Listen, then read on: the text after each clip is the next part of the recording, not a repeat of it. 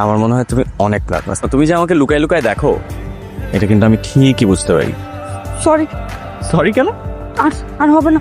দেখো, আমার খুব ভালো লাগতো তুমি যদি নিজে থেকে এসে আমার সাথে কথা বলতো। তোমার সাথে আমার একসাথে ক্লাস হয় না, কেন জানি তোমাকে আমার খুব ভালো লাগছে। তুমি কিন্তু সুপার রান্না করো, I am very impressed. Thank you. তোমার জন্য তো সারা জীবন রান্না করতে আমার কোনো সমস্যা নাই। তোমাকে পার্মানেন্ট বুয়া হিসাবে অ্যাপয়েন্টমেন্ট দিয়ে দিই। তোমার চোখে আমি ছাড়া কিচ্ছু নেই। তুমি কিন্তু তোমার মনের কথাগুলো আমাকে চাইলেই বলতে পারো। পারবো না। যেদিন তুমি তোমার কথাগুলো সবার সামনে আমাকে বলতে পারো না, সেদিন থেকে তুমি আমার নজর না। মনের সব কথাগুলো এই চিঠির মধ্যে লিখছি, ঘুমে একটু বইয়ের ওপরে। তুই বাজিতে দিচ্ছ?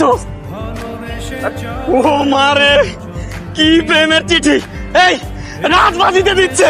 তুই যে একটা জিনিস মামা, তোরে আমার সেলুট।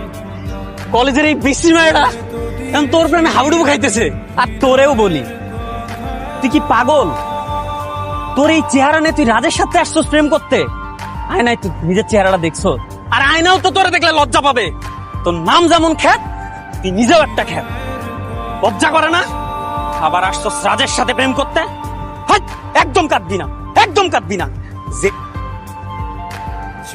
কাউকে দিয়ে পাঠিয়ে দিলেও তো হতো। আপনি হইলেন আঙ্গু স্পেশাল কাস্টমার। খাবারের বিলটা কত এসেছে বলেন, আমি অফিস থেকে বলছি অনলাইনে ট্রান্সফার করে দিতে। 3000 with 50%. Okay, sure. Oh, by the way, এটা আপনার জন্য। ওকে, থ্যাংক ইউ। কে আপনি এখানে? আপনাকে অ্যালার্ম দিয়ে আসতে হবে নাকি? না না, নট রিয়েলি। মানে একটা ফোন করে তো আসতে পারে। কিন্তু আমি তো আপনার কাছে আসি। আমি এসেছি আপনার রেস্টুরেন্টে কফি খেতে। আপনার কাছে আসলে তো আপনাকে জানিয়ে আসতাম। আপনার মন খারাপ থাকলে আপনাকে আরো বেশি সুন্দর লাগে। আপনার সবকিছুই ঠিক আছে, কিন্তু ব্লাডে একটু হিমোগ্লোবিনটা কম। ওষুধটা আমি না দেই, রেফার ডক্টরের কাছে যান, উনি দেখেন। কি অবস্থা আপনার? আমরা এতদিন ধরে বলতেছি আপনি আসেন না। আর বান্ধবী ছাড়া কি রেস্টুরেন্টে আসা যায় না নাকি? এতদিন ধরে মানে কতদিন? উনি তো প্রতিদিন আমাদের অফিসে যে খাবার দিয়ে আসে। আরে না, কি আর করে মানে এর থেকে আমরা রেমিনিউশন কিনলে আসেন না, বসেন, কি খাবেন আসেন। হাতটা নামান। এইভাবেই তোলেন। প্রেমে ফুরসত না, সেরকম কিছু না। দেখেন কেমন হয়েছে ছবিটা, একদম হুবহু আমার মতো এঁকেছে না? ও হচ্ছে আমার কাজিনের ফ্রেন্ড, খুব সুন্দর ছবি আঁকে। আমি তো অনেক খুঁজতেছিলাম যে ওকে পাই না কেন। আজকে রাস্তার মধ্যে ওকে পেয়ে গেলাম, তারপর ধরে নিয়ে আসলাম, বললাম যে তোকে আমি কফি খাওয়াচ্ছি, তুই আমাকে ছবি তুলে দে। এই যে দেখেন কি সুন্দর ছবি এঁকে দিয়েছে। হ্যাঁ, খুব সুন্দর। তোমার ছোট ভাই?